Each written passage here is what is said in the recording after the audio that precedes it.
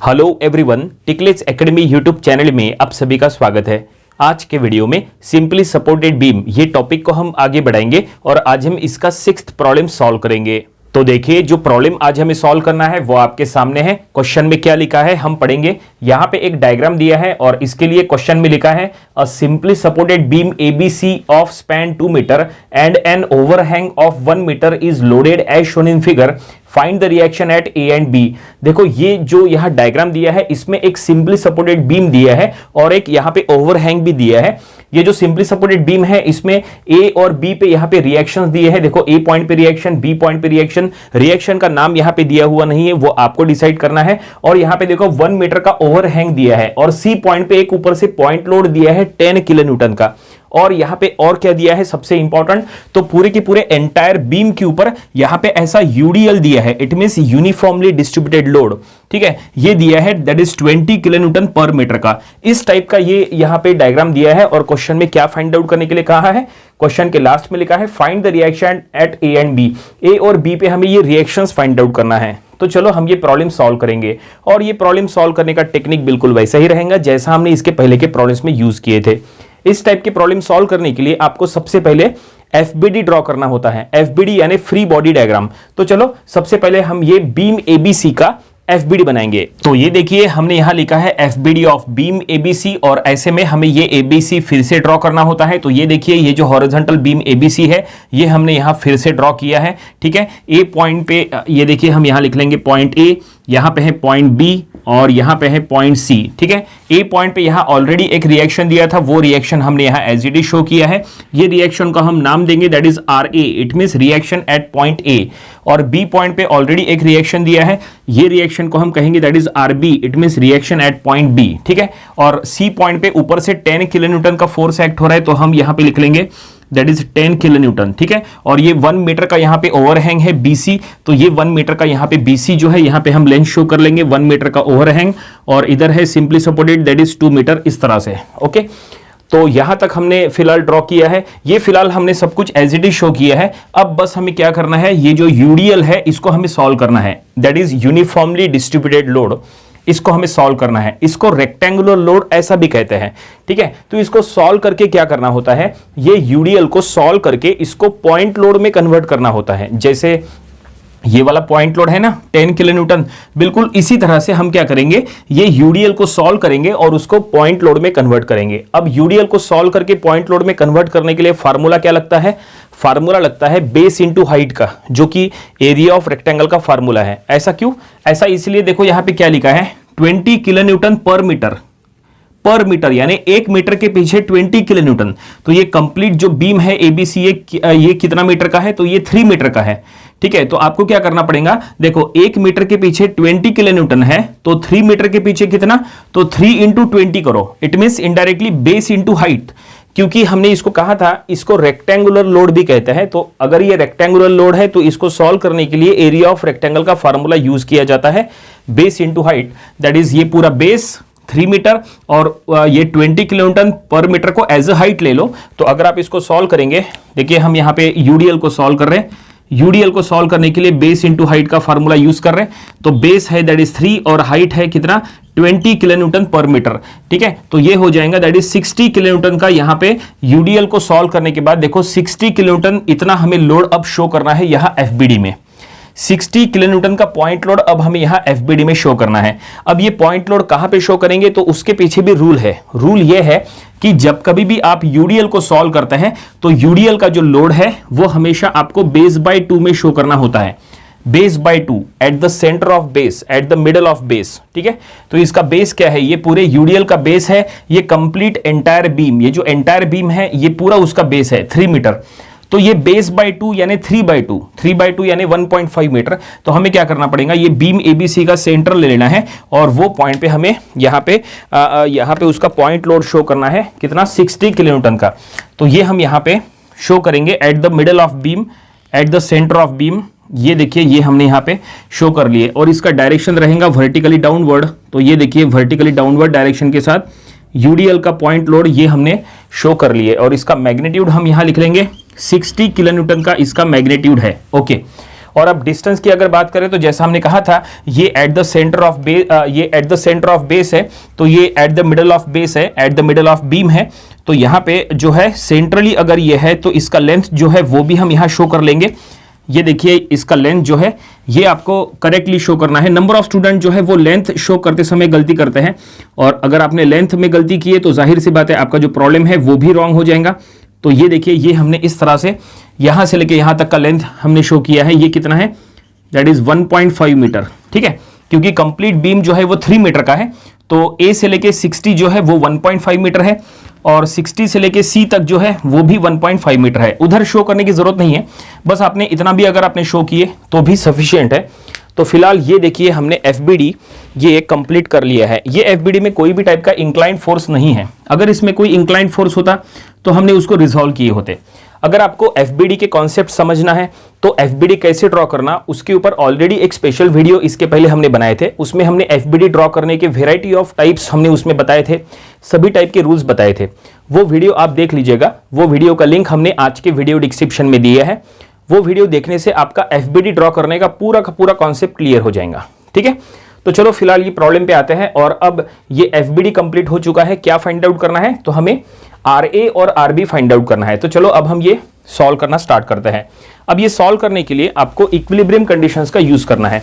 Equilibrium की total 3 conditions है, तीनों कंडीशंस चलो हम यहां लिख के देते हैं। पहली कंडीशन है summation of f of x equal to 0, second condition है summation of f of y equal to 0, third condition है summation of moment equal to 0। ये 3 कंडीशन का यूज करके ही आपको कोई भी इक्विलिब्रियम का प्रॉब्लम सॉल्व करना होता है। तो अगर आपको ये प्रॉब्लम अगर ये कंडीशन से सॉल्व करना है तो चलो देखते हैं summation of f of x apply करने से क्या होता है। Summation of f of x equal to 0, summation of f of x मतलब क्या, तो summation of f of x यानी समेशन ऑफ हॉरिजॉन्टल फोर्सेस, मतलब यहां जितने भी हॉरिजॉन्टल फोर्सेस है उनका समेशन।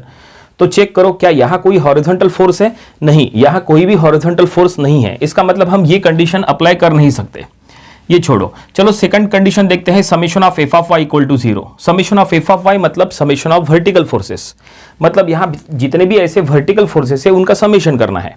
तो यहां कितने वर्टिकल फोर्सेस है जरा काउंट करो। तो यहां पे 4 वर्टिकल फोर्सेस है, RA, RB, 60 और 10, ये चारों का हमें समेशन करना है। तो चलो ये सेकंड कंडीशन से हम ये प्रॉब्लम सॉल्व करना स्टार्ट करते हैं। तो summation of f of y equal to 0 की कंडीशन हम यहां लिख लेंगे। इक्विलिब्रियम की second condition summation of f of y equal to 0। लेकिन इसके समेशन में एक रूल है। रूल ऐसा है कि जो भी फोर्सेस वर्टिकली अपवर्ड जा रहे हैं उसे हमें प्लस ले लेना होता है। ऊपर जाने वाले प्लस तो नीचे आने वाले माइनस, ठीक है। तो देखो यहां पे कौन सा फोर्स ऊपर जा रहा है, तो RA अपवर्ड जा रहा है प्लस लेंगे, RB अपवर्ड जा रहा है प्लस लेंगे।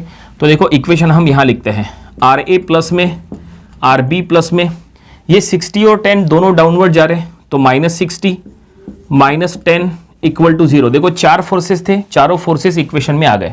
इसको थोड़ा सा सॉल्व करो, ये हम इसको ऐसा लिखेंगे RA प्लस RB -60 -10 तो ये हो गया -70 इक्वल टू 0। ये आगे सॉल्व नहीं हो सकता क्योंकि इसमें RA RB दोनों अननोन है। यहां पे फिलहाल कुछ भी सॉल्व नहीं हो रहा है, तो हम एक काम करेंगे, इसको हम फिलहाल इक्वेशन नंबर 1 कहेंगे क्योंकि इसमें 2 अननोन्स है, इसलिए ये सॉल्व नहीं हो रहा है, इसलिए हमने इसको इक्वेशन नंबर 1 दे दिए। ओके, तो हमने इक्विलिब्रियम का सेकंड कंडीशन अप्लाई कर लिए। देखो इक्विलिब्रियम का ये सेकंड कंडीशन अप्लाई करके हमने इतना सॉल्व कर लिया, और अब बचा है इक्विलिब्रियम का थर्ड कंडीशन। थर्ड कंडीशन क्या है, summation of moment equal to 0। तो चलो ये थर्ड कंडीशन जो है ये हम यहां पे अप्लाई करेंगे। अब ये मोमेंट मतलब क्या होता है, मोमेंट ऐसा फोर्स होता है जो अप्लाई करने के बाद बॉडी या तो क्लॉकवाइज रोटेट करती है या तो एंटी क्लॉकवाइज रोटेट करती है। तो ऐसा मोमेंट हमें यहां अप्लाई करना है। तो चलो थर्ड कंडीशन हम यहां लिख लेंगे, that is summation of moment equal to 0।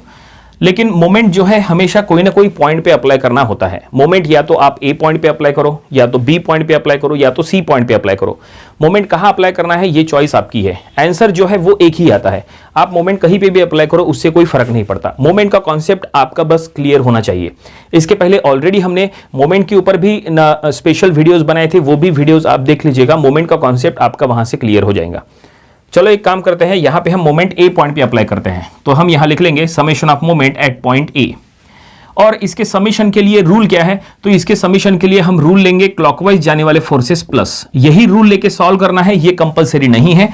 आप चाहे तो एंटी क्लॉकवाइज फोर्सेस पॉजिटिव लेके भी सॉल्व कर सकते हैं, कोई फर्क नहीं पड़ता। कुछ कॉलेजेस में क्लॉकवाइज फोर्सेस पॉजिटिव लेके पढ़ाते हैं, तो कुछ कॉलेजेस में एंटी क्लॉकवाइज फोर्सेस पॉजिटिव लेके पढ़ाते हैं। उससे कोई फर्क नहीं पड़ता, फाइनल आंसर एक ही आता है। आपके कॉलेज में आपके लेक्चरर आपको जो पढ़ा रहे आपको उसी के अकॉर्डिंग चलना चाहिए, क्योंकि डिफरेंट बुक्स में डिफरेंट दिया है।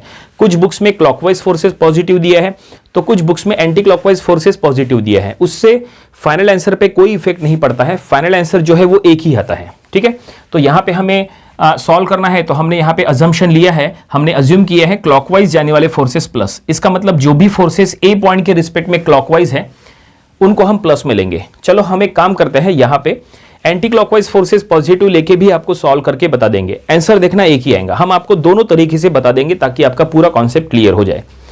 ठीक है, तो चलो यहाँ पे हम मोमेंट ए पॉइंट पे ले रहे हैं, तो ये हमने यहाँ लिखा है। अब मोमेंट जब आप ले रहे हैं तो मोमेंट का रूल है, मोमेंट का रूल आपको यहाँ पहले अप्लाई करना पड़ेगा। मोमेंट का रूल क्या है?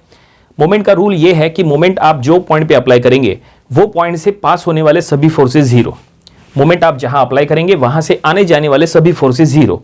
मोमेंट आपने ए पॉइंट पे अप्लाई किया है ना, तो जो भी फोर्स ए पॉइंट से पास होगा वो जीरो हो जाएगा। तो चेक करो यहाँ पे टोटल कितने फोर्सेस हैं, तो यहाँ टोटल 4 फोर्सेस है।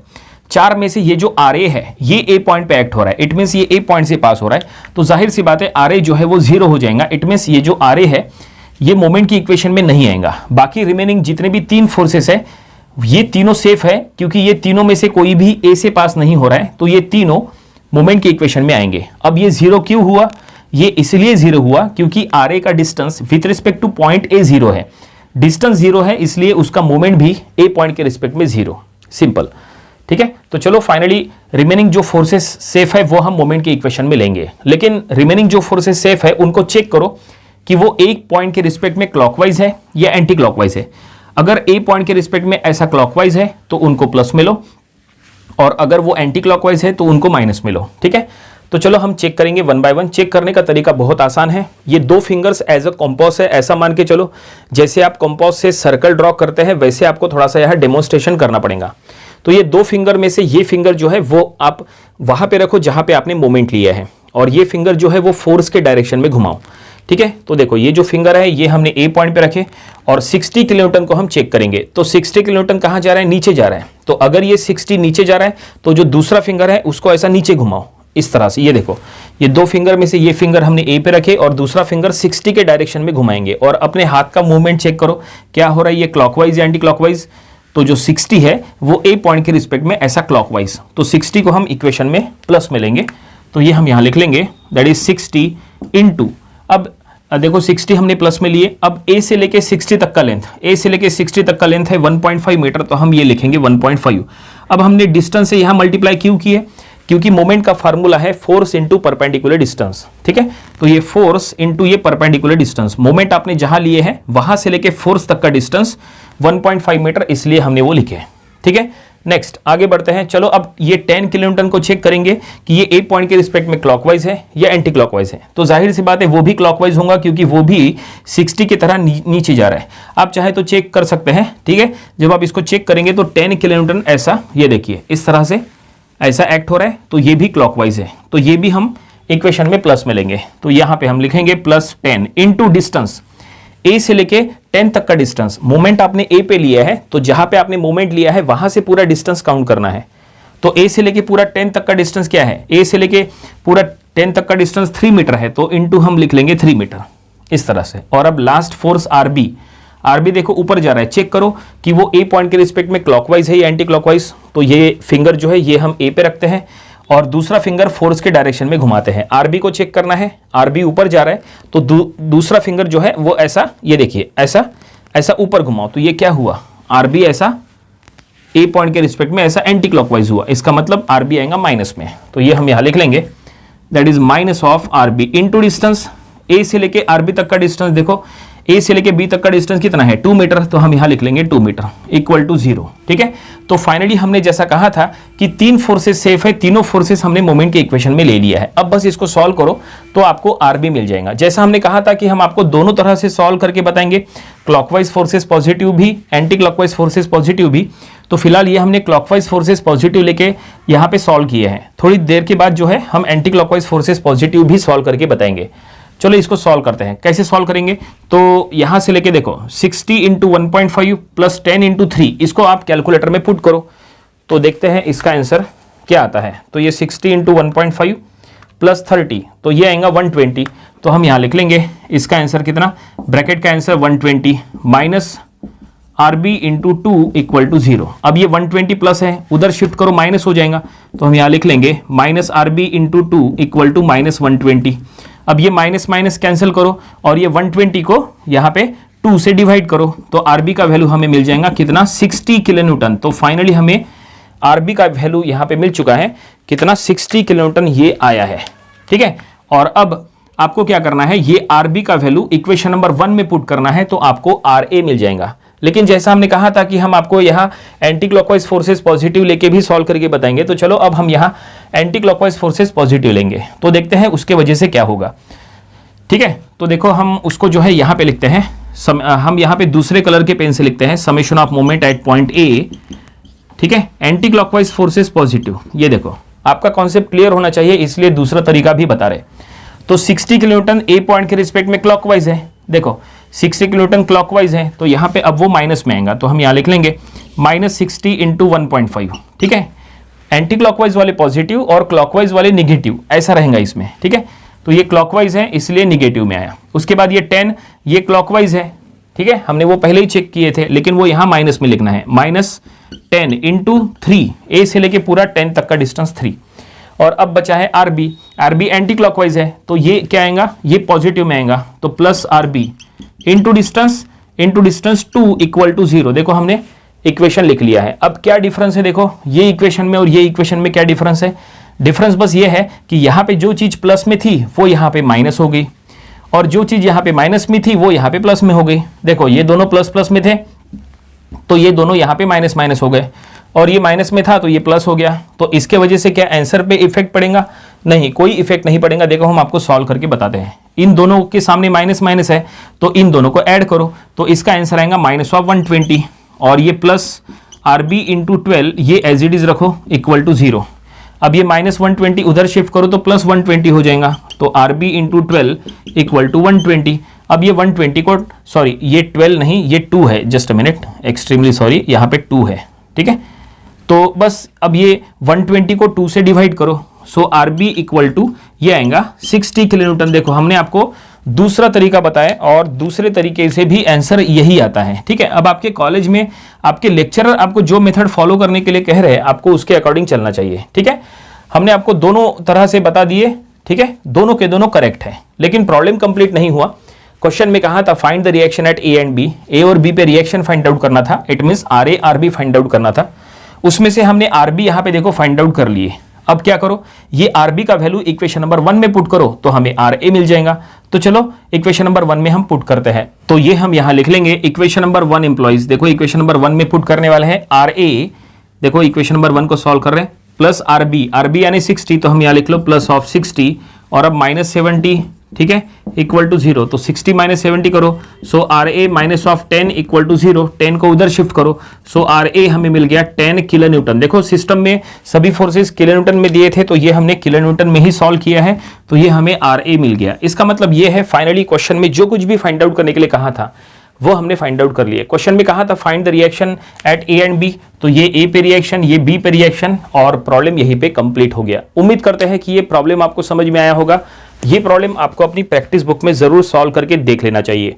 ये था सिंपली सपोर्टेड बीम, ये टॉपिक का प्रॉब्लम नंबर 6। इसके पहले जो हमने इसके 5 प्रॉब्लम्स लिए थे वो भी आपको स्टडी कर लेना चाहिए और इसके आने वाले दिनों में हम इसके और भी नंबर ऑफ प्रॉब्लम्स कवर करेंगे ताकि इसकी अच्छी खासी प्रैक्टिस हो जाए। तो मिलते हैं नेक्स्ट वीडियो में। Thank you very much.